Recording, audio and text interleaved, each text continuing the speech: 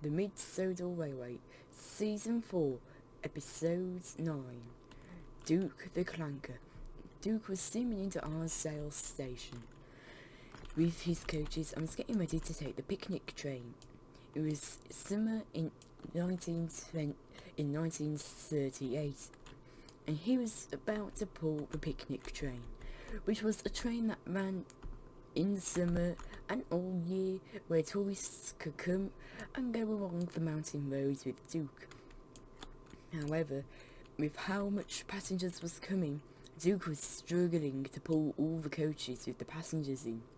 "All these trains are heavy," he said. "I can't pull them." "Don't worry, Bud," said Stanley. "You can do it. I know you can. Thank you for the motivation, number 2. But I don't think I can, but I'll try. We mustn't leave the poor passengers behind." And Duke struggled and steamed away. He struggled to steam away, but he did. He got to the point where he would begin to clank about when he was steaming across the tracks, which did begin to spoil the passengers' rides. But they didn't know that the weight of the train was too much for Duke, which was beginning to make him have many issues, which was beginning to make his parts break apart. Smudger had been moved for Duke to come past, and he heard Duke clanking as he steamed him. "What you doing, Duke?" said Smudger. "You know what I'm doing, my usual." "I can see that. I mean, how are you?" "I'm fine. I could hear you clanking from miles away," said Smudger. "Okay, I'm not," said Duke. "Duke, if you're clanking, tell Jordan Edwards. He can help you and get you repaired." "But what about the poor passengers? We can't leave them behind." "I'll take your train while you go and tell him." "But what about your train? It's not as if we have any engines that can be sent out for spare. We're all very busy with our own jobs." "Okay, you got me there, but do tell Jordan Edwards the next time you see him." "I will," said Duke. "Come on," said his driver. "We got to keep on puffing along. We better tell Jordan Edwards when we see him." "Okay, driver," said Duke, and they began to steam off with loud clanking noises. "Oh, Duke," said Smudger, and they steamed off onto the mountain road. He clanked so much that it got to the point where Stuart and Falcon would begin to tease him and give him a new nickname. Instead of Grandpuff and Grumppuff, they was now called him Clankpuff. "How are you today, Clankpuff?" said Falcon. "Did you have a good day today, Clankpuff?" said Stuart. "Oh, you engines," said Duke. He knew they were only teasing. But Stanley, Smudger, Alice, Alfred and Jason would always try to stick up for Duke whenever they saw Stuart and Falcon. But Duke would try to calm them down and tell them that let them have their fun.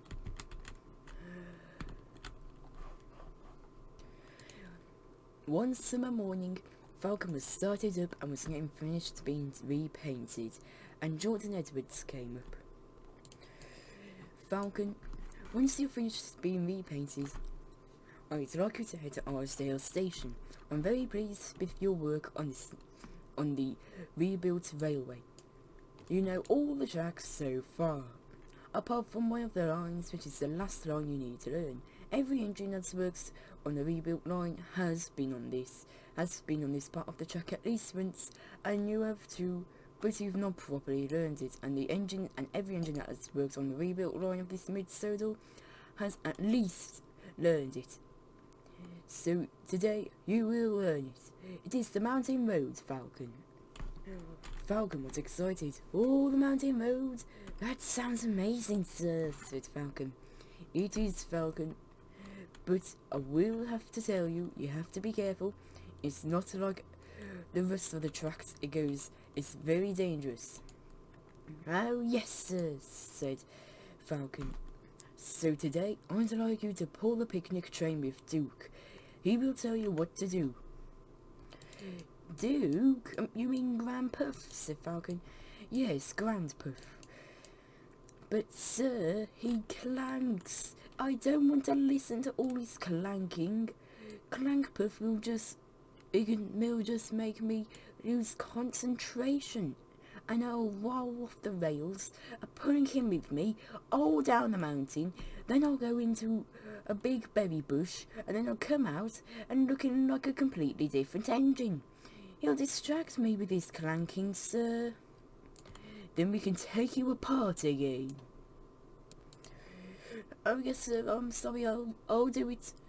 "Good, now off you go." Jordan Edwards walked away and Falcon steamed up to the platform. He said, "Duke's just an old Clanker. He's just going to distract me." He steamed up to the platform and angrily bumped into the coaches. "Ow, ow, ow, oh, oh, oh, oh," went the coaches. "You clumsy engine," said Duke. "Well, Clankpuff, maybe if I was not in a bad mood today, I would be more kind to these coaches. At least they're not cattle trucks." "We heard that," said the coaches. "They are my coaches, Falcon. Now come on, you couple up to the coaches and I'll lead and show you the way." "No, I will lead. How can I escape your clanking?" "See the view and watch the tracks if you're in the way," said Falcon. "If you say so," said Duke, "but don't say I did not warn you." And so Falcon steamed ahead to let Duke couple up to the coaches. Then Falcon steamed up as soon as Duke coupled up to Duke, and he coupled up to him. "Now come on, first part," said Falcon, "we got a train to run." He attempted to steam off, but his driver wouldn't let him. "We need to get the passengers in, Falcon," said his driver. "Bother," he said. "At least I'll have help with my train today," said Duke. "You're just an old first part Clankpuff," said Falcon. Then all the passengers rushed in, and Stanley said, "Good luck, Duke." "Good luck, Falcon." And Falcon and Duke steamed on. "I'll need it," said Duke. The two engines carried on their journey. Duke kept on trying to tell Falcon to look at the tracks and not look at the view, but Falcon was just not listen. "Fuddy-duddy, fuddy-duddy, fuddy-duddy," he would say. "Who cares?" They soon arrived at the start of the mountain road, Gordon Edwards Station. This is where people that was mainly heading over to the towns would get off, where people that were coming to go over and look at the views at the mountain roads would get on or stay on the train. Soon Duke and Falcon steamed ahead. "Come on, Falcon, don't slow down, we got a train to do," Duke would say. "Fuddy-duddy, fuddy-duddy, fuddy-duddy, Clankpuff, Clankpuff, Clankpuff," but Falcon would say. "Slow down, Falcon, slow down," said Duke. "This is our stop." "It's not a station, Clankpuff," said Falcon. "Stop calling me that, and it is, it's the picnic area." "Don't worry, we'll be back by tea time," said Duke. "You think," said Falcon, and the two carried on their journey. The line on the mountain road steamed past the picnic area and then went into a tunnel.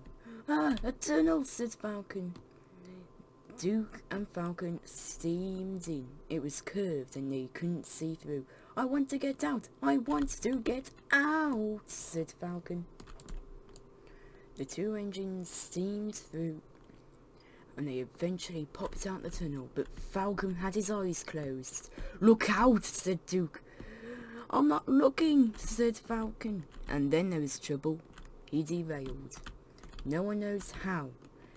Duke says Falcon wasn't concentrating and that he was thinking too much about Duke clanking, and he decided to derail himself to delay the train. While Falcon says he felt a jutter while steaming along and felt him derail. "Help, Clanker, help," said Falcon. He was hanging over the edge. "Hold steady," said Duke. So Falcon stopped trying to move back onto the rails, and Duke, driver and fireman secured them both. "Right, I just have to try and pull you back onto the rails now." "Please hurry, Grandpa. I'll never call you Clanker again, hopefully. I'm sorry." And then Duke's fireman was checking Duke when "Duke needs water. He's low on it." "You hurry, I can't hold on for long," said Duke. "That must be Mr. and Mrs. Jackie's house. I'll be back, Duke," said Duke's fireman. And he walked up the slope and into Mr. and Mrs. Jackie's house. And a couple minutes later, he walked back out. "Right, they are filling up everything that can hold water in their house that we can give." "Oh, that would be good," said Duke. "Passengers may all step out of your coaches." So all the passengers stepped out of the coaches and walked up to the fireman. "We have a small delay, and this delay is caused by Falcon deciding to derail himself. Well, that's what we think, and that Duke is low on water. But don't worry, as long as you can get Duke filled, as long as you can go up to Mr. and Mrs. Jackie's house, get all buckets, saucepans, pans, and anything that can hold water filled up and brought to me. I'll fill Duke up with water, and then we can carry on our journey. Is that understood?" The passengers agreed, and they all went to go and fill Duke up. It took them all day to fill Duke up. "Oh dear," said Duke. "The poor passengers at the picnic area." Falcon, however, was still worried. "I'm still hanging over here, you know." Soon Duke built up enough steam. "Oh dear," said Duke. "I don't think I can try and pull Falcon back onto the rails, but I can't pull him fully on, otherwise I might tip over too." "Then we'll have to leave the Falcon back onto the rails. The breakdown train's going to be late coming here, Duke." "Okay, it'll take a while, I suppose." "It would. Try and pull back as much as you can, old boy," said his fireman. So they got into Duke and began to steam back a little. Then Duke steamed back a little and pulled Falcon slightly back onto the rails. "Okay, I'm going to hold him on. You have to all lever him back on." So Falcon's driver and fireman, Duke's driver and fireman, the passengers, Mr. and Mrs. Jackie, their kid, and the guards helped Falcon back onto the rails. They levered him back on, and then they could set off again. "Thank you all for helping us," said Duke. "Thank you," Falcon said quietly.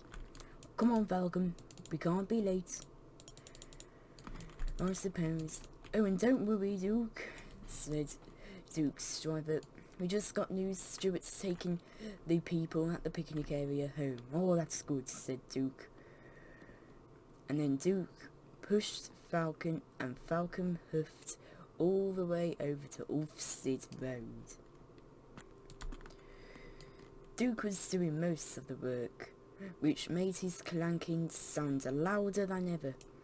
But Falcon did slightly help. He was slightly damaged from the accident, so Duke was mainly pushing him. But the two engines still steamed along the tracks. When they finally arrived at Ulstead Road, it was dark out. Only passengers heard Duke's clanking, but they didn't mind. Falcon came to a stop with Duke and he steamed up beside Duke. "Thank you for saving me, Duke," said Falcon. "Oh, you're welcome," said Duke. "It's not every day you have to save an engine. And thank you for, well, helping me with the train, even if it was me trying to teach you." "The mountain road is dangerous, isn't it?" said Falcon. "It is. At least you know now to be careful and keep your eyes on the track and not the view," said Duke. "Yes, I have learned that," said Falcon. Then the passengers came storming out. "Sorry for the delay," said Jordan Edwards. "I'm very sorry for this delay that was here today. No rhyming was intended there, but don't worry, Stuart has came to help all the passengers that are at the picnic area. I'm sorry if any of you have missed your rides, but please, Stuart will be coming around soon to take you all back home if you're going home by ferry. Isn't that right, Duke?" "Yes, it is," said Duke. "Falcon shall get some repairs and a new paint job. Duke, I've heard you've been clanking, but unfortunately we cannot help you just yet. Falcon has some more important repairs. The clanking is not too important right now, unless it gets really, really bad where it affects your performance. We cannot affect you just yet, Duke." "Okay, that's okay," said Duke. "Anyways, everyone, is there anything for you to say?" "We helped Duke get Falcon back onto the rails," said the passengers, and he stood firm like a bulldog and would not let go of Falcon. He was a great engine out there. "Oh, thank you," said Duke. "Yes," said Falcon. And Falcon, while he was grumpy for most of the rides, we all think that he'll learn his lesson and he's happy to learn from Duke. "Isn't that right, Falcon?" said the passengers. "Yes," said Falcon. "Come on, Falcon. We have to get you over to the sheds." "Yes, sir," said Falcon. Soon Duke was uncoupled from his train. Jordan Edwards went into his office and Duke steamed up to Falcon. "Come on," said Duke. "Let's get you home." "I agree," said Falcon. "Don't worry, Falcon. You at least are now more wise." "How true," said Falcon. And the two engines steamed back to Arsdale sheds.